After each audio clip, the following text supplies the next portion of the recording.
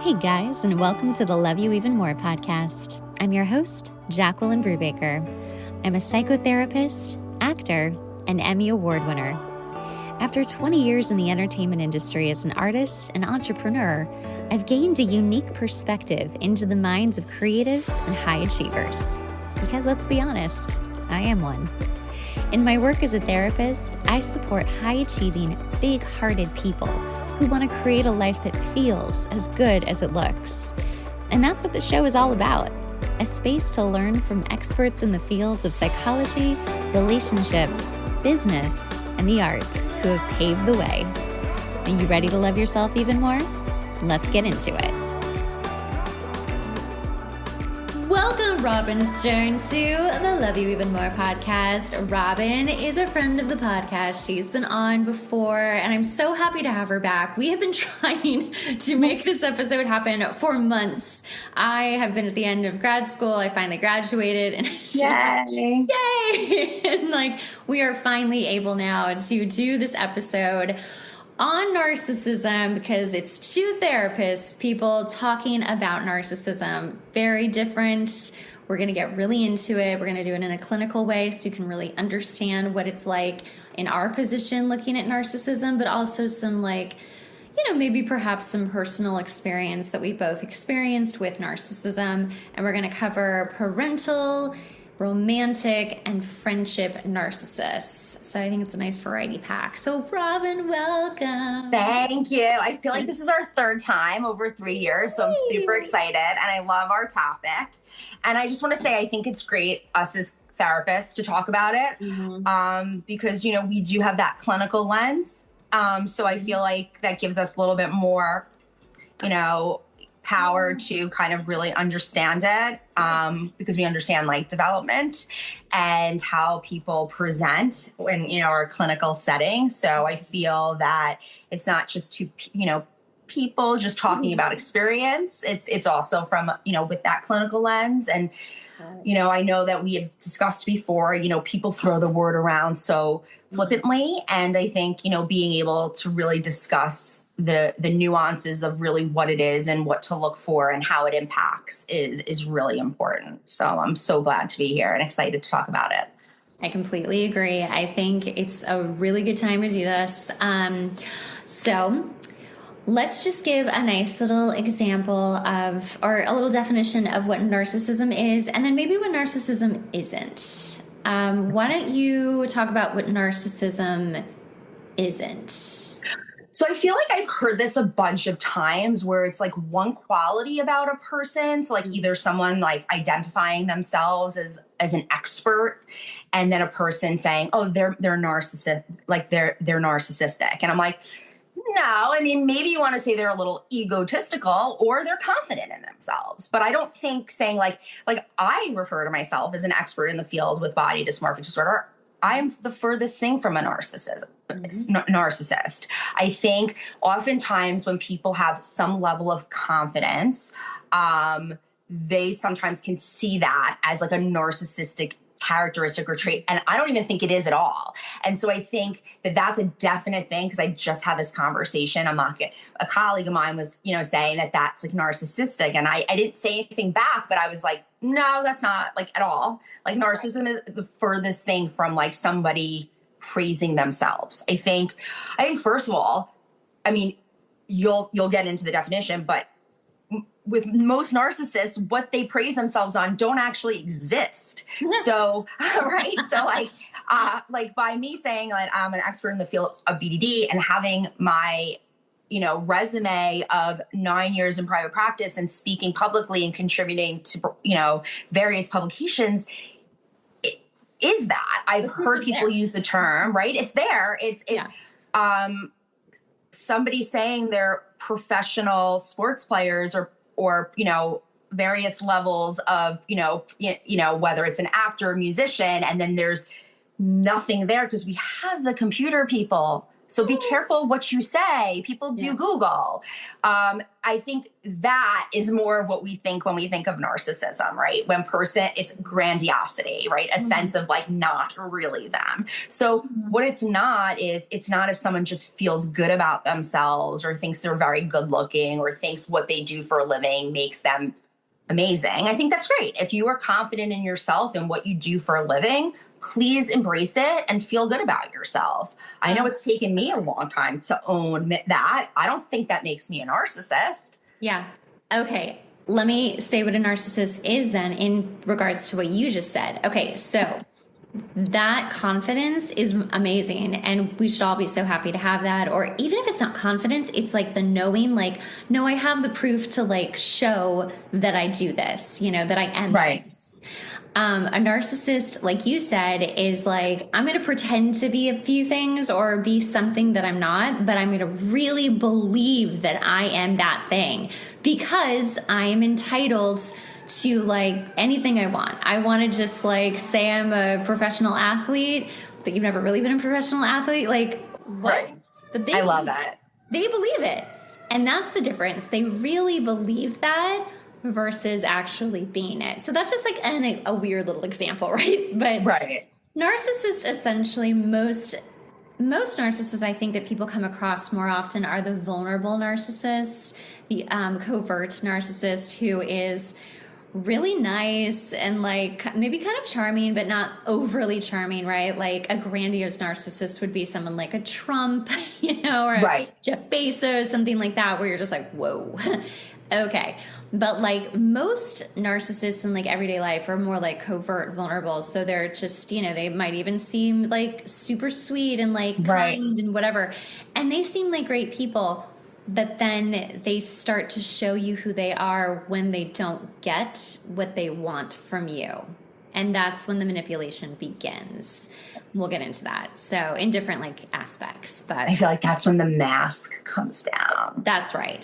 That's right. Because they are, so at the core of it, they're so insecure. They're so wounded. And listen, like who isn't, right? Who hasn't felt insecure, been insecure, isn't dealing with that or had wounding that they're still working on. I mean, we're all the walking wounded for the most part. 100%. I don't know who wouldn't be, but the difference is that it goes into this place of, I'm gonna pretend to be something I'm not so that people will like me. And I will wear this mask and be this person. And keep recreating it, especially like as people begin to figure you out. Yeah. And it's so interesting to me, you know, because obviously it's on the personality disorder spectrum, right? So we know this as therapists. To them, it's egosyntonic. It feels super like part of who they are. So they don't have that desire to want to change, right? And I think that's why you don't see many people with narcissism going into therapy because they feel like this is who I am. And like, what's wrong with me? Nothing's wrong. Right. And I think, I don't even know, I mean, I've read so much. I feel like, I'm not going to say I'm an expert in narcissism, but I've read so much about it that they talk so much about them hating themselves deep down to the core. But being around a bunch of them, I've never witnessed that. And so that, that's so interesting. I have. Yeah. I've witnessed the anger, which I'm sure comes from hating themselves, but I've never seen that vulnerable moment of like any ownership of like any. I challenge narcissists and they don't like it. Oh, no, they wouldn't like that. Yeah. No, the only time that I really saw it in like actual writing, it was actually written, was a long time ago. And someone was just telling me, they were being very vulnerable actually, and telling me how much they hated themselves. And at the time, because I didn't think they were a narcissist, I was like, oh my God, this poor person, like they really, really don't feel good in their body. They're really unhappy. Like I felt terrible for them. And that's also part of it. They want you to feel bad for them. That's a really nice little hook.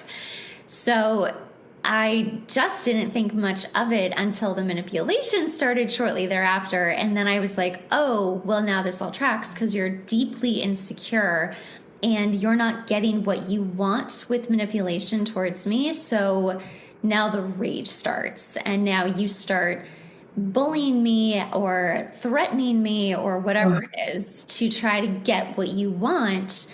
And also, just in case you're listening and you're like, well, then what? It's like the best thing to do is to try to just remove yourself. Don't fight with a narcissist ever. Do not like I was the queen of, because I think in my head they're the same as me, right? No. And we have to, no, I've learned that.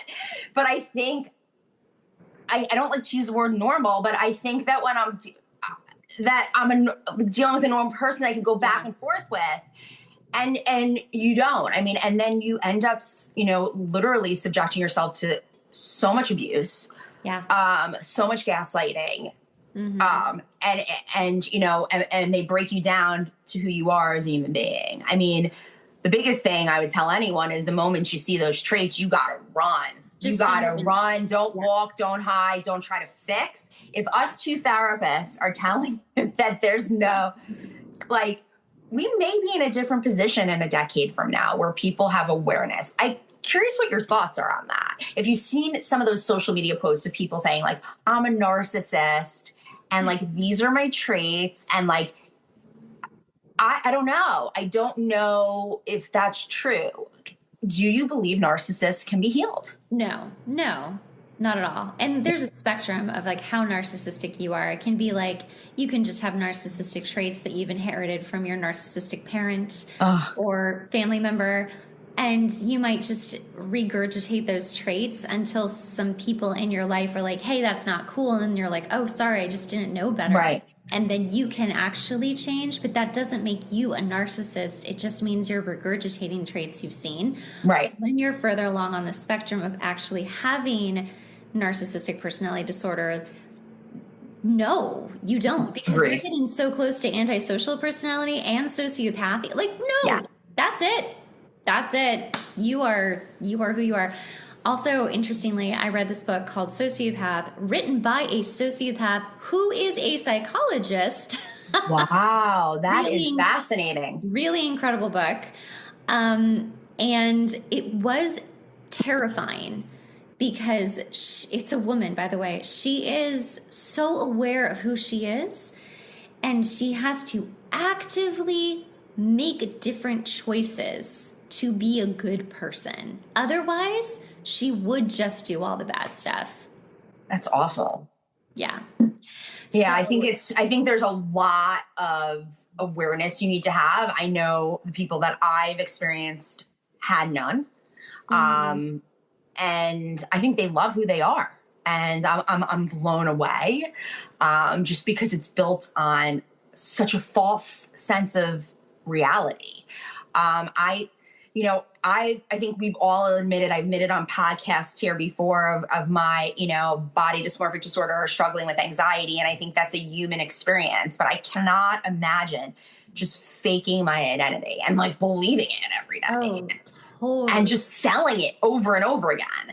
I kind of find it comical. Like when I think about it now, I do. I think about my relationship, because so disclosure, I was in a relationship with a narcissist, and I feel like I was playing the game of life. Like it wasn't real. Like fake money wasn't, like everything was not real. And like, I think it's funny now. Now I'm able to remove myself, all the wounds and everything that, as I want to say survivor, because I think victim is harder. Mm-hmm. As a survivor, I think it rewires a person's brain who's been a victim of it. Yeah. And you definitely are more on alert for it and to see it. But I kind of then look at it and I'm just like, what was I just involved in? Like, this was so fake. And how did I not? I kind of knew, like I knew certain things were ridiculous, but I was like, I hate to say, because you're LA, I figured, this is a little LA. People definitely like over exaggerate what they do, right? LA. Totally. That's very normal here. I wouldn't even consider that narcissism. No. It's just the way it is. You gotta fake it till you make it, Right. And I think that's part of maybe why initially I didn't like, it wasn't like, whoa, in my face. Yeah. And then as things just continued and you see the family component and you're just like, oh my God. Mm-hmm. And then obviously hindsight 2020, you come out and you look back and you're just like, whoa. How did I get in this? Okay, so let's actually start with romantic relationships and then we'll get into family because I feel like that one's going to just come right after, especially with this topic here. So obviously the love bombing begins, and however big or small that is, it's enough. And I think what's interesting about love bombing is that narcissists really do look for vulnerable people and people who are light. People who exude lightness, brightness, joy. They're doing great in their lives. Like when you get chosen by a narcissist, now this might sound crazy, but it's kind of almost like a compliment because you're doing really well. You're doing great because they want what you have. They want you on their arm. They want to basically suck the joy out of you is what they're really going after. Like a little. They want to mirror you. Your qualities. Yes. Your qualities are what they deeply want for themselves. Yes, exactly. So then they start dating you and they're just like, oh my gosh, let me like love bomb the crap out of this person. And they're going to fall in love with me. And they're kind of falling in love with themselves through you. It's so gross. No. They think they're kind of becoming you in a way. And so it's like reflecting back to them, like how great they are. And then it turns. And that's when the like devaluing stage happens because something like the love juice is now like kind of right out. They're like, I'm not getting the same feelings I feel. And this is basically around like month 3, usually month 3. And like the mask starts to slip, as you were saying. Yeah, absolutely. They're just like mean, distant, critical. Everything you do is wrong. You are just like suddenly the worst person to them. And you haven't changed. You haven't done anything differently. You're just not on a pedestal anymore and they don't like you. So you start becoming smaller and smaller and smaller until you're like, I don't know what else to do. I'm going to go. And they're like, no, oh God, no. Right. I will be better. You know what? I'm sorry. I've been too harsh. And then you're just like, okay. I mean, well, maybe it was like a one-time thing. They're going through so much, whatever excuse we give ourselves, because we're coming from a normal place of like, well, people go through stuff. Right. Absolutely. You're just going through something. No, they're not. That's just them. So then you come back, then they love bomb you, and it's the cycle all over again. And that is the cycle of abuse. And so eventually, I wanted to say something to your point of like, how did I get here? How did I get through this? Or like, how did I end up in this relationship? Like most people don't have just one narcissistic relationship. There are multiple that happen in different capacities because they feel a little different. They seem a little different, like romantic versus friendship versus parental, a little bit different, same thing, right. Slightly different flavors. And you don't get it until you really get it. And that takes multiple times because as normal people, we really don't think you're going to manipulate us. We don't really think you're going to be an asshole. Like we don't. We're giving you the benefit of the doubt. And that person's like, awesome. Great. I think what's so hard with the love bombing, and I want everyone to understand this, is that it's next level. I remember when, and I guess my therapist, and shall remain nameless at the time, describes my relationship to a T. And he was like, when it's amazing, Robyn, it is like next level all the way up here. When it is bad, though, it is down here. Mm-hmm. Now, I just want to say, therapists, if you notice that your clients are in toxic, unhealthy relationships, while we want our clients to make their own decision, please hip them to it. Yeah. I'm not a stupid person, but I would have loved a little of input from a lot of the therapists that I worked with, because they didn't hit me. Like, yes, I kind of knew, but I would have liked some clinical terms. I think for me, I was actually seeking that out. And what was so interesting to me is the love bombing. That's the other thing, is it's so amazing and intense that we, as the person in the relationship, why we often sometimes are like, why don't you leave? We want to go back to those beginning days. I love you. You're the love of my life. I remember everything that we've done together since the moment I met you 20 years ago. Like, and it sounds like this fairy tale. Like, who remembers all of this? Right. That's what they do. Yeah. They stack those memories so that they can use them. Yeah. And that's insane to me. I'd rather you not remember the little things and be normal. Yeah. And they stack anything you've ever shared because they might want to use that against you. So I know for myself, I was always yearning to get back to that love phase, that phase where I was first told, like, I've loved you since the moment I've met you. Like, like, who doesn't love hearing that? I loved it. And then when it would go downhill, it was like, but I know that that part's still there. And that person said all these amazing things we did together. How can someone not love you if they've known, like, they remember every little thing about every interaction? Right. But that was calculated. And that thing came out of his mouth. He even said, I'm a very calculated person. And I didn't put those pieces, it's like you don't put the puzzle pieces together. So I think that love bombing is intentionally done. And I know there's been, lots of research of like the oxytocin that comes out of your body and everything. Definitely. That you feel like you're actually detoxing when you're leaving the relationship because you're trauma bonded. And then it's like, but you literally, why you don't leave is you really want to achieve that level of love again. It's absolutely addiction. That's what addiction is. It's fake love. And I think that's the new generation. It's fake love. And it's a hard piece to swallow. It's hard. It's hard to think that someone wants to come after you and destroy you. It's hard to think that someone says they're your biggest supporter, your biggest fan, but yet secretly behind the doors is talking to you in a way that no one has ever talked to you in their life. You ultimately think then there is something wrong with you. Yeah. I mean, it literally led me to have to reach out to a former ex who was not amazing. But he was not a narcissist, but he was not amazing. Yeah.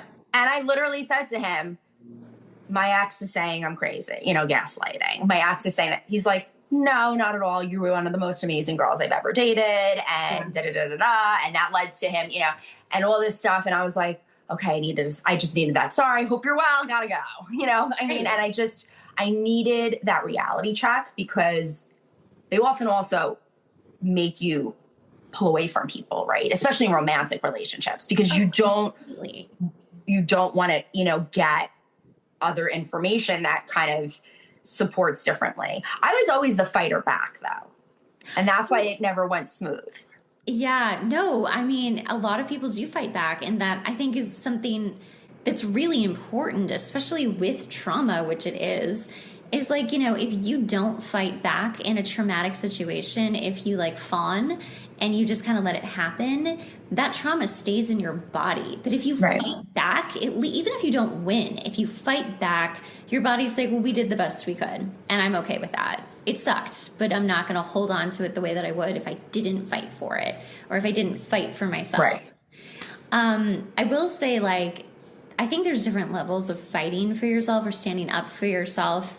I have certainly known some really harsh narcissists, like one of which is my father, who I don't speak to, and it's so terrifying. He is so scary that I'm like, I would never fight with you. I don't need to fight with you because you're so in your own planet that it's not even reality. Like, we can't even have a discussion because the realities are so different that I just don't, because I don't want to have any more pain. And I think that's part of it, is the more you engage, the more the pain can keep creating, and the more memories you keep creating, and just the more pain you keep creating, and it's too much. And I'm like, I know who you are. I know what this is. And I don't, and the beautiful thing, we talked about this before we started our episode, is that when you really do understand narcissists and how they behave and the cycle of abuse, when it starts happening to you in a healthy place, when you're healed, oh my God, you see it so fast. You're like, oh shit, this is happening. Oh my God, this is happening in real time. Like, what am I going to do? And for my experience is I get calmer while the narcissist rages. I end up getting calmer because I know what to do. And it's like I don't want to say a game plan, but it's almost like if you were playing a sport and you see... You're doing the right thing, by the way. Yeah. Well, thank you. Because I'm going to give you my example after. And I think for me, it's about healing to share what my example, but I think that is exactly the right thing to do because it gives the narcissist no supply. Right, exactly. And that's the thing. If you can like cut off their supply, it is so hard because like you said, you are coming down from some very strong chemicals in your body and there's a lot of dopamine, there's a lot of withdrawal. I mean, it is an addiction, the way that your body becomes addicted to them and all of that dopamine that they give you. And then it's like nothing. And you're having the same feelings that you would if you were withdrawing from drugs. And yes. I mean, I don't know. I've never withdrawn, but I'm assuming, and that to me, I can't. I have not either, but yeah, right. No, I have training in addiction now. I have a certificate up there too, but it's just like, it's so hard that's when you really have to be like a mind over matter. Like my body, my ego, my soul wants to like say something, do something. But if you really see that it's not going to go anywhere, it's not going to change anything. Maybe it makes you feel better in the moment, but it keeps that narcissist stuck in your 100%. I agree with you. And I've unfortunately, I think for me, and I think by saying this today, it gives myself a little bit of grace and understanding because there was a lot of self-blame and obviously from the narcissist. He said that I abused him. Oh, they love to twist. So, I think that is, I think there's a term and we call it reactive abuse. And I think when you have gotten to a place where someone breaks you down, systematically, and it feels so inconsistent with who you are. Like I'm working in the fields of hospice. I'm working with death and dying. And people are like, you're amazing, Robyn. And I'm with my family and all these amazing people. And then you have this person that's supposed to be your person and they're breaking you down left and right and telling me that, that I'm selfish and that I'm all about myself and that I'm a fraud, all of which are mirrored statements of who this person is. Absolutely. And then at some point, I lost it. And I began to fight back. And I wish I didn't, but I sort of was in that normal brain. Like, this is normal interaction. Like, if you and I were to argue, like, this is how two people would argue. Yeah. Not like saying horrible things, but both people would stand their ground. And that just gave him more fuel to the fire to be like, you're insane. Mm-hmm. You're a nutball. You're crazy. No one. And I'm sharing this because this is big exposure for me to publicly state this, but it is so no one ever gets into this. No one will ever want to be with you. No one will ever tolerate you. Who would ever want you? Yeah. You're nothing. And let me tell you something. Anybody that can say that to you never loved you, never respected you. And it takes a lot for me to admit that. And I'm embarrassed. I mean, there's definitely a shame component and, because we're both therapists. So look, I do think most of us go into the field because stuff happens. And I want to be very clear. People would say, but like, Robyn, like, leave, or like, how did you get him? You don't realize it sometimes. Like, just because we're therapists doesn't mean we just miss out on abusive people and somehow don't get tricked in to being in those situations. Absolutely. And it's usually covert. It's usually, I know for me, it was not like, it was over such a long period of time of knowing him and then it developing that I was completely unaware. And truthfully, which is so crazy to me, the abuse was worse when the relationship ended. Oh. And meaning it was there was unhealthy components and he definitely met the criteria. It was once we were talking for the years after where it was like, oh my God, like, who is this person? I found out information I never wanted to know. I didn't know who I slept next to. I was like, this is insane. Yeah. You know what I mean? So I think it's great to be able to be quiet, like gray rock, right? And then it's like, but when I got full circle was when I was like, and maybe this, I don't know if you still want to talk about relationships, but when I understood his family history. Let's get into family, because that is a huge Yeah. part of it. And it doesn't mean that one of the parents was a narcissist, although that could be very true. Yeah. It's how the person was raised. So let's give a scenario. Let's give two. Let's give the scenario with, I'm going to say man because we're talking about your ex in a roundabout way. Let's say it's a man who has two parents. They stay married. The dad works all the time. He's like never home, right? The mom is a stay-at-home mom. And there's like one other sibling who's younger, but not by much, like whatever. And this man gets completely coddled by his mother and is told that he is the most amazing person ever. And then when the mother does that to the other sibling, he gets jealous of his sibling and it becomes competitive, right? That seems normal, like that happens. But it's when it turns with my mom tells me I'm so amazing. Also, that gets into like some really Oedipus stuff and like codependent stuff right there. But right. It's like becoming the monster because you're fed that you're so great, but then you're also deeply insecure about maybe your appearance or your learning abilities or, right. Anything. It could be anything, right? There's something about you that feels not good enough. Even though your mom's like, you're the best, I love you. It becomes this like bizarro world, I think, in their brains of like, no, I am the best, but also I hate myself because I'm not. And it's especially when they're told, I mean, look, I tell my son all the time, he's amazing and I love him, but I'm always saying because you're so kind or like, you're so loving and you're so sweet and you're so amazing and you're so sensitive. Like, I always think when you give compliments, which are amazing, especially to your children, but usually with backup. I find when the children either become narcissistic or the family or someone in the family is like, the comments are baseless, that they're often like given this ego, but like, what is behind that? Exactly. That's great that you're the best at but can you tell me what that is? Because I'm not seeing it. Right. And I think there's like, because of that insecurity, because there is nothing to back it up, right? You're just like, oh, I'm so great. But for what?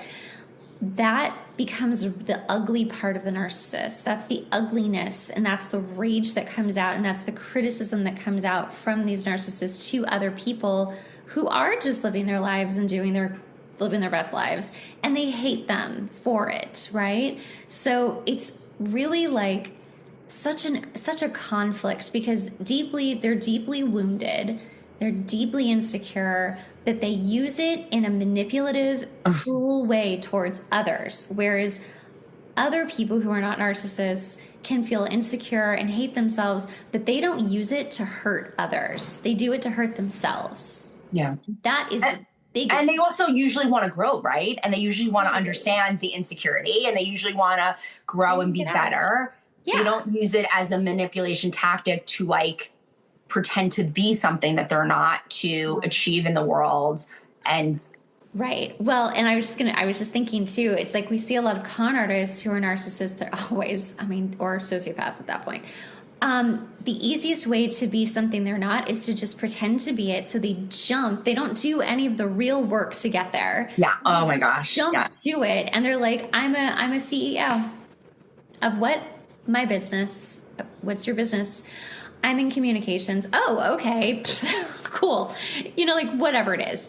They just jump and, like you said, just become who they want to be. And I just can't, I don't understand the notion. I can't imagine. Can you imagine waking up every day and putting on that false armor every day and sort of knowing at any moment you might get caught? I personally don't even know how and why you would even want to enter into a relationship. Oh, because that's their supply. But for me, I found it interesting because I really saw the cracks and I never got it. Like at the beginning, I was kept very far away. Yeah. So I believed for 10 years, believed everything that was shown to me. because it was in little snippets. Yeah. And then when I was in, I saw all the cracks fade, which was weird. I was like, so that's when it was also a sense of manipulation. Like, I'm letting you in. But that's why the hate and the nastiness was worse, because I now all of a sudden can expose. Right. Well, once the mask drops and you see who they really are, I mean, it is terrifying. And I remember the mask dropped with someone that I was with, and it was so horrifying. His whole voice changed. Like, he answered the phone, and I was like, who is this?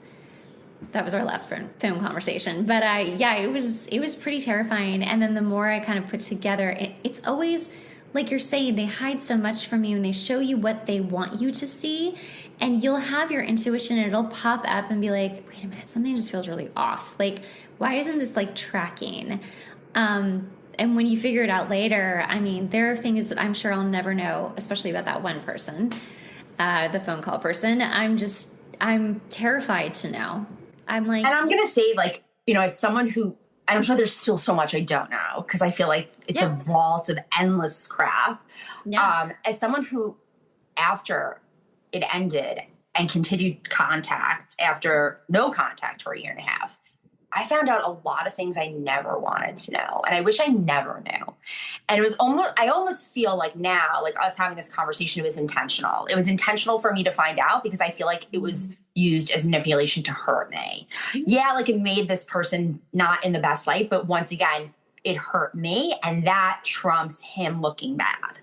So it was like, I just feel like for anyone out there that, whether it's family members or, you know, friends or in relationships, when you just notice it, please just go. Do not continue to deep dive into that, because you're not going to get, because I took a group counseling class in my first master's. I like things with a box and a bow on it. Yeah. You know, most of my relationships, you know, if they ended, I ended. They weren't great, but like, it was not like chaotic. Nope. I like things to end nicely. You're never going to have that. You're not going to have that with a narcissist.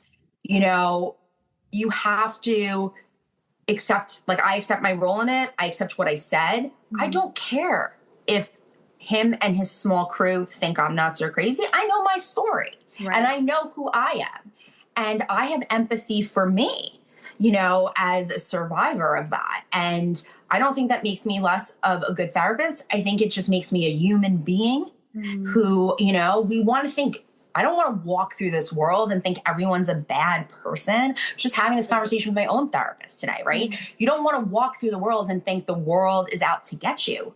So, you know, am I much more aware? Yeah. You know, when a guy is just like jumping in with like a one-liner, do I leave? And yeah, because I'm not even willing to, like, you know, but, you know, I think the best revenge and the best is living your best life after, right? And never looking back. And if you try to make sense of it, you will spend the rest of your life trying to do that.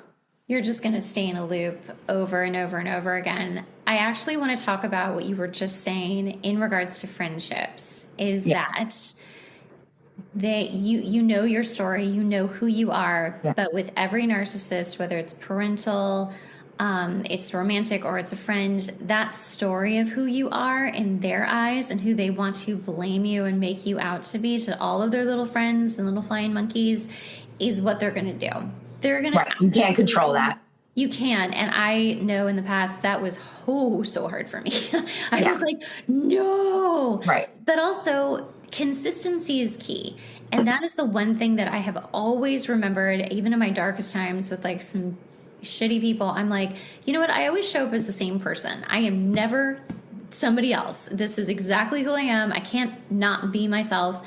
And if you want to create a story of me, go for it. If you have a story of me, that's your story. And that is your truth, I guess, or whatever.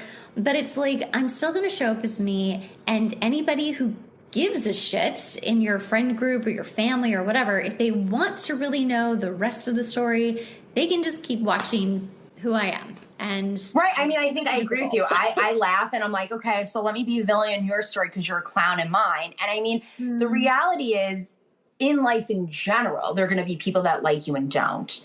And I think, when you're a sensitive person, or for me, like anxiety or BDD, like I think that definitely lends itself to me ending up in a toxic relationship because I wanted the validation and I loved all of the like overwhelming love bombing. But I think that's also was my downfall of like when it got toxic. Like I was crawling up to try to get that love again. But, the reality is I always was so concerned how I was to be played out to other people. Right. And my friends, my family, my colleagues, my clients, they all know me. I'm consistent. Mm-hmm. And at the end of the day, if they all have to keep a story for their narrative to look normal, that's fine. Right. But I'm not going to spend the rest of my life trying to convince like 5 or 6 people that I'm okay. Mm-hmm. Like you live in your land and I'm going to live in reality. And again, I think it's just the reality of knowing not everyone's going to like you. And I think that was hard for me. I think that was a hard part of when it fell, when it all collapsed. Yeah. Was how do people view you? Especially with all the threats, right? And all the personal threats, professional threats. And you don't know anymore what's coming your way. Yeah. And it's like, I think about like unhealthy people and toxic guys I dated. I don't know of any. I'm thinking of a friend who was definitely a narcissist. But in terms of men, I've never truly dated a narcissist until this one. And I have to say, I've never been spoken to or talked to. And it felt so foreign to me. Someone threatening me. Yeah. Like, that's weird. And like, just what am I doing that I need to be threatened? I mean, I can't. The ridiculousness of it. Yeah. It was ridiculous. And if he's listening, I want him to know that I don't believe he cared or loved me. I'm good. Thank you for teaching me what my worth is and how to navigate this world to find healthy individuals. You didn't destroy me, and I know that's what you wanted to do. I'm so glad you said that. And I hope that he's not listening because I know I to leave you alone. Right. But no, it's truly, I don't look at any of the narcissists I've ever encountered as like, you hurt me, you took something, you stole something. I'm like, thank you. I'm a better human being. I can see things so much clearer. I'm a better therapist because of it. Yes. Like, thank you. And by the way, I got the lesson. Like I definitely got the lesson. I think both of us were talking about like the notion of friendship narcissism. And I think both of us were sort of slightly hit a little amiss of like, wow, this can really enter into like female friendships. Like, how does that even happen? And having that experience and almost it being in line with the timeline of how serious my relationship was, it was coming in all angles, and I think you don't even realize that. You don't even realize that a friend can do that to you, that a female friendship, we always see it often. It's partners. I think we usually see it on social media as partners. And I think the importance of friendships, because it's like, okay, now we have, that sucks that we have another thing but it's important to look at. I think it's important to realize that there are people out there. And I think, why do they talk everything that they say badly about anybody is how they feel about themselves. Yes, they tell on themselves. Oh my God. Narcissists are so good at projecting. They're so predictable. They are so predictable. Which is also, I think, a really nice thing to keep remembering for anyone who's been through narcissism and they're afraid of experiencing it again, is that no, you're going to remember how it went, how it felt. And you're like, oh, wait, hold on. I know what this is. And it will make you feel calmer. You will know, oh, it's time to go. Or, oh, this person's showing me who they are. But man, they tell on themselves. They do. It's. I think I saw it more with the female, like her like admitting, and I'm just like, I felt so spun at that point. Like I was a little bit blown away because I knew she had planted various things to me and was just not a nice person and was just very not supportive of me and always making me feel bad, which was used to, I hate to say, but not in a female friendship. And then when she was talking about things that were her stories and not mine. I'm like, you are so far gone. Like, I don't, like, this has to like stop. Yeah. And I think that was a huge moment of clarity for me. And it was like, okay, Robyn, you need to make better decisions. A funny story was that my ex walked into my dermatologist's office before I walked in. We didn't run into each other. And I went in and I found out he went there, and I told my dermatologist, and she was like, you're kidding me, right? And I'm like, why? And she's like, because he's a total narcissist. And I was like, I think that's also validating, because it's like, when you have a friend saying it, you're like, okay, but you're my friend or you're my family member. But when it's a total, like, normal, like, person, and I'm like, I was so embarrassed because she like thinks highly of me, and she's like, that was your ex? Like, oh, Robyn, like, what? I mean, I can't. She's like, that could be your client. And I'm like, I was like, I can't. I just cannot. Like, you know, and you sort of are just like in those moments. And I think that's a huge thing. I think we all live in, we hope people can change. And as therapists, I think there are so many people that can change. Yeah. I think that we have to know when the people can't. And this is definitely one of those things, whether it's family members. And I'm sorry about that with your father, because that must be so hard. It's not, though. I mean, the truth is, like, it was hard when I was growing up, but honestly, I really did know what was going on. And I was just like, I don't deserve to be treated this way, so I'm not going to be. And I can't stress it enough. Like, I do wish everybody who's hurt me, like, well, I really do, because I know, especially with any of the narcissists I've ever encountered, I know how wounded they are. That doesn't 100%. Mean that I'm there to fix them or help them in that wounding. That's their work to do. That's their therapy. But like with my dad, I'm like, I had an amazing stepfather who did pass away, but like he was my father. So I had the right father who was there for most of my life. And I think that's so beautiful. And I think I think it's important for people to know, you know, I think what you said, you know, having empathy for that. And I think that's part of the healing, because I remember I was listening to this book and they talked about if you can, you know, you're sort of on that path of healing when you can have that sense, and you don't have to, they said, that sense of empathy for the narcissist and that sense of empathy, but then that disconnect, right? Yeah. And I began to have empathy, which was the first time truly ever for him, and was like, okay, understand the development and where it all came from. And I'm sorry for that person. Yeah. And I'm sorry that was his life, and that, but guess what?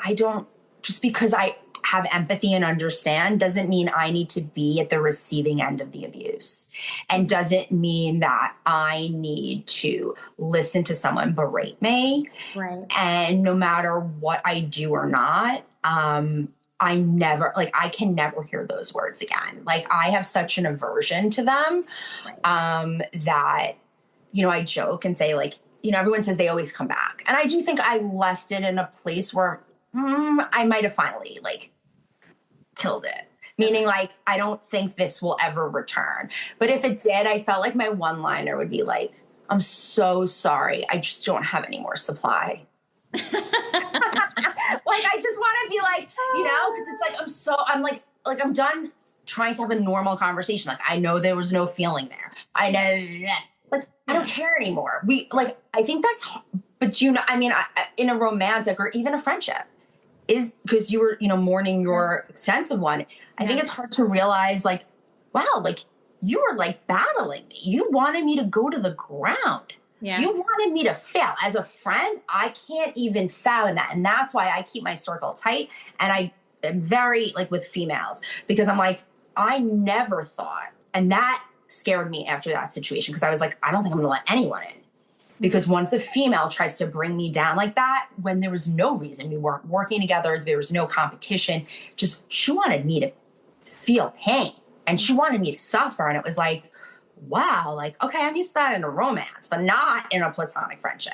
Okay, I have two thoughts. The first thought is that when you have someone who's a friend who shows themselves to be a narcissist at whatever point they do, I always want to look back. When did you become friends with that person? How old were you? And what like mental maturity were you at when you first met them? I love that you say that. Because that's who you chose at that time. And now, years later, you're a different human. You're still you, but you are different. You've grown, you're wiser. And now you're like, oh shit, that does not work for me. I may have put up with all that shitty stuff before, but also I have self-worth now. And I don't want this anymore. And the narcissist doesn't like that. They're like, wait, what? No, you've always put up with me. I don't want this dynamic. Like, no, you're going to do what I want. And you're like, no, I'm not. Bye. So with that, it's like, I know it gets so scary to be like, oh, I don't want to trust anyone and I don't trust women or whatever, or men. But the truth is, I think the more educated we become by the examples that we go through, as painful as they are, the easier it is to spot it when it happens in the beginning. Like, for instance, I love TikTok. I just love TikTok. I have a little TikTok following now. I'm like loving TikTok. But there is this guy that keeps popping up on my feed. And he's a good-looking guy. Not too good-looking, though. He's just good-looking enough, right? I love that. That's specific. He's seemingly, like, you know, well-off, whatever. And he's just, like, so damn charming in this sort of gentle, like, cool, calm, collected way. And the moment I saw his, like, video, just random video, I was like, ew. I am like strangely intrigued, but also like something about you just makes me feel really icky. And then I saw another video of his and I was like, oh, I know what it is. It's because you're a narcissist. Look at you. Just, he was the epitome of it, but subtle, covert, like not being flashy, but in that non-flashiness, he was exuding just like all of this he's like, oh no, I'm just single. Like, I'm going to be single for, you know, I don't know how long, but my last relationship was 10 years. And so, yeah, like, I'm like, what? Who are you talking to? It was crazy. It's like the signs are so subtle and so there. I wonder if me like 10 years ago would have like spotted that. But I will say having a narcissistic father definitely gave me a real good heads up on like a lot of things to see. Like, watch out. No, I think I agree. I definitely agree with you. I still go in very like, I don't know. I think having the friendship piece was like a whoa. And so to say, actually a friend of mine who's not in this field said the exact same thing to me. She's an educator and I've known her since I was 25. So she knew me like a baby. I'm 45. And we worked together in LA, and this friend was since 2014. And she's like, Robyn, like, you were a different person then. Yeah. And so, like, be kind to yourself because you're growing. You're also aware of everything that is, like, transpiring between you two in this conversation right now. Right. And you're taking stock of what was said or not. And believe me, she's not doing that. And there's no accountability on her end. And it was like, and she was the one that finally said, stop the response. And I'm like, girl, you need to be a therapist. Like, you know what you're talking about. And, you know, I'm not. She came in when I started dating my ex. She was holding it all. She was listening to everything I shared with her. She also ruined, and I couldn't process it. She ruined a 15-year friendship with someone that introduced us.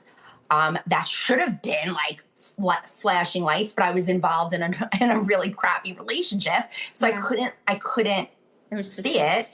It was too much. And it it was like little things. And I don't know, again, more covert. And then when it blew up. And then I was like, oh, wow. I never should have allowed that. And that was not acceptable. And you don't let people talk down to you. And you don't let people like question who you are.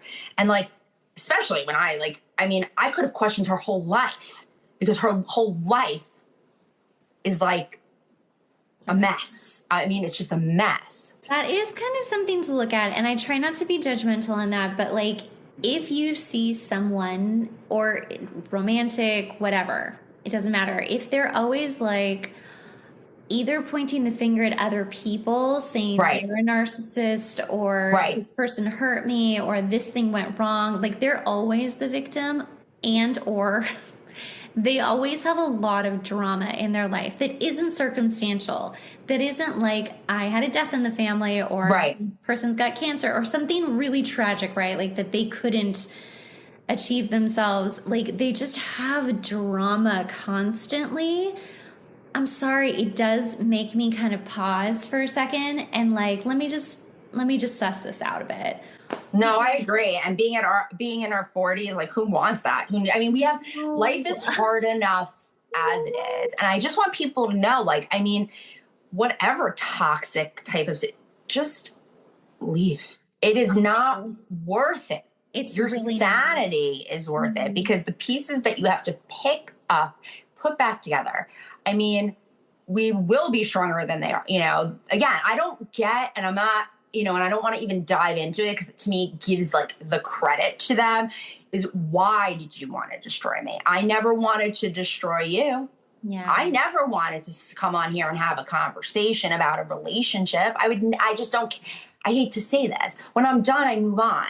And like, I just don't care enough to sit and regurgitate something that just didn't work. I move on.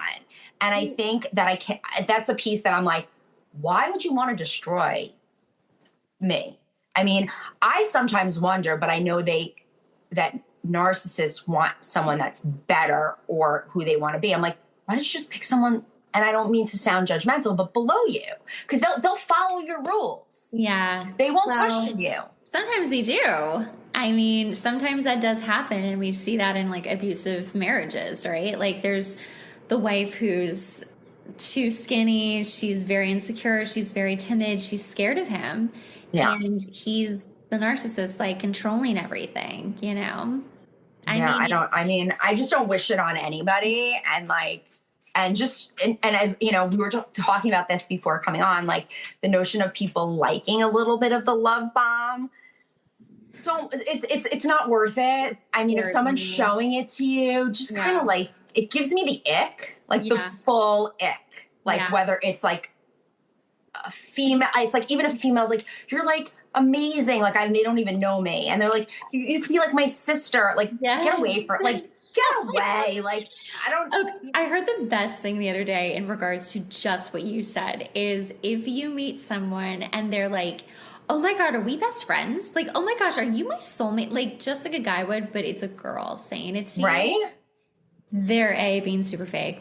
Even if you feel like, oh my gosh, we are like really clicking, that they will literally drop you once they feel fully inferior to you. And that actually just happened to me the other day. And I was like, whoa, that tracked. Like this person was pretending.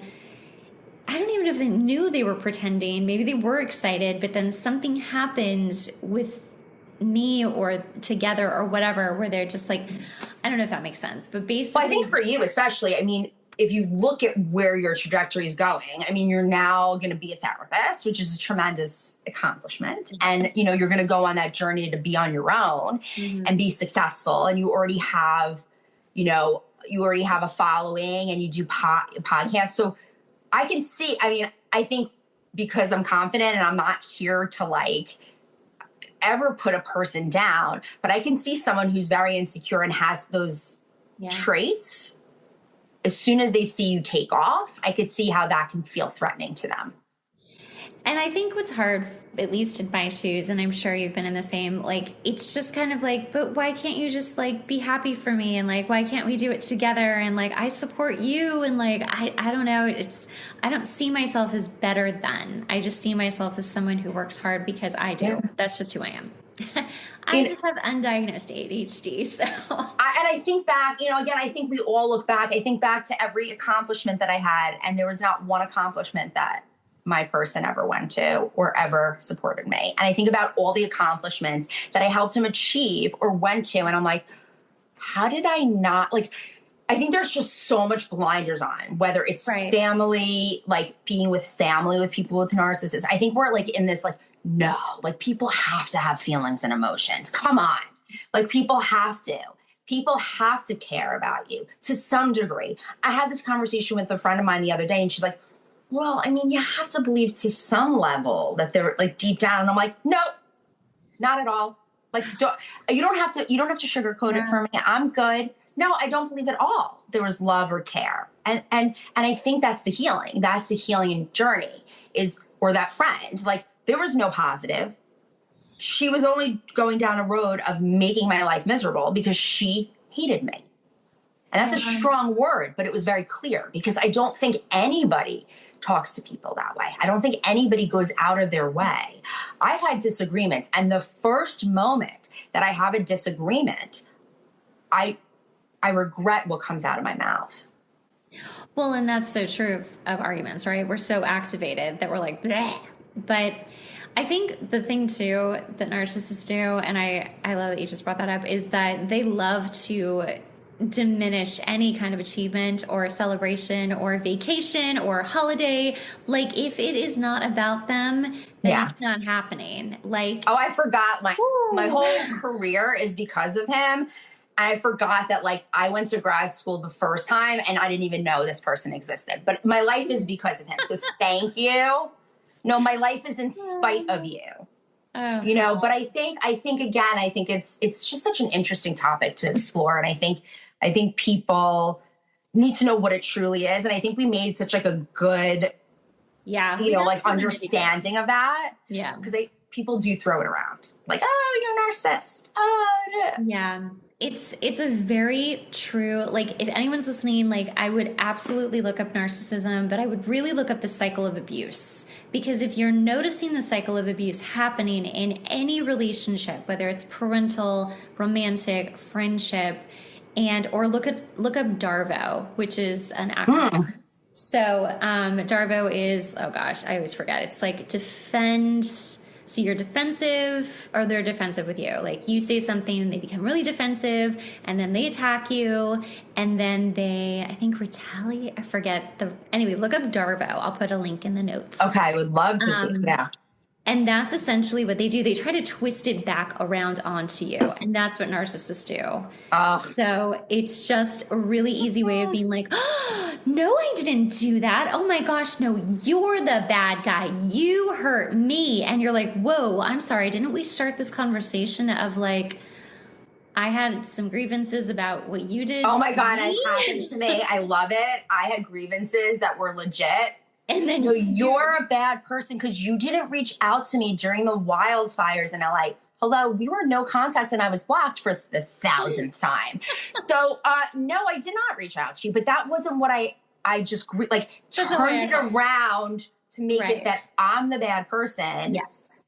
And I will never forget that you didn't reach to me. And I'm like, everything you just did.